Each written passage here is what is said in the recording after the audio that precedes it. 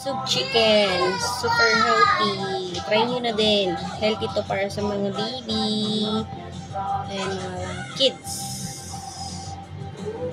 What's up mga mima? For today's video, gagawa tayo ng crab soup. So, ito ang ating main ingredients for today's video. Pero chicken ang sahog.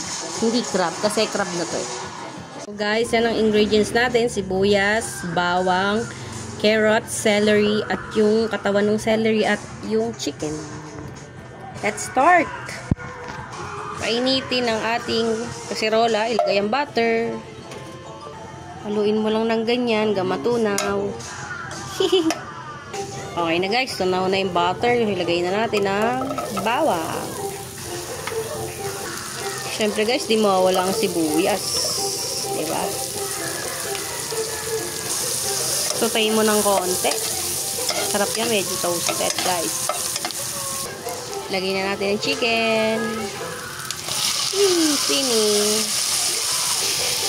Saute. At takpan. Takpan muna natin ng 5 to 10 minutes. Bye! Pag luto na yung chicken, lagyan mo ng 2 cups of water. 1 2 cups of water. So, pakuloan ulit natin siya. Takpan at pakuluin. Tapos, guys, yung crab soup, ilalagay natin sa baso. Tapos, dyan natin siya tutunawin. So, ito na siya, guys. Nilahat ko na siya. Lalagyan ko siya ng water. Then, hahaluin ko. Ito na siya, guys. Nilagyan ko siya ng water. And then, hahaluin mo muna siya bago mo siya ilagay sa ating niluluto. Kasi, pangit naman siya, guys, kung magbubuo-buo, diba? So, haluin lang natin. Kumukulo na siya, guys. So, ilalagay na natin yung crab corn soup. Okay na. And then, ilalagay natin ang carrots para lumambot na siya. Ayan. Saka, isusunod natin yung celery, yung katawan. Ayan. Sautayin natin ng konti. Palubugin natin yung gulay. At takpan natin for 10 minutes. Ayan. Takpan muna natin.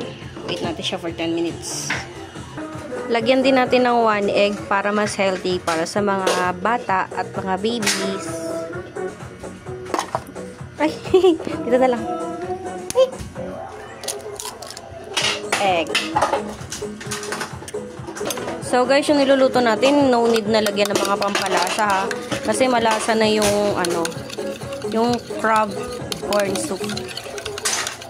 Haluin natin. Haluin natin.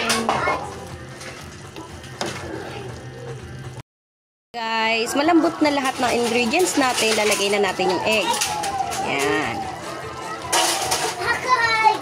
Tapos, haluin natin. Yan, para hindi mamuo. After nya, lalagay na natin yung celery. Lagay na natin yung celery, guys. Yan. Palambutin lang natin siya. Tapos, luto na yan pag lumambot na. Haluin mo din pag may time. Tapos, simmer mo lang for 5 minutes. Luto na yan. Goods na to, guys. Ready to eat na to. Tara, serve natin. Taste test. Hot pa hot. Wait, hot. Mami muna, mami. Sarap, grabe. Sarap. Try nyo, guys. Ang sarap talaga, promise.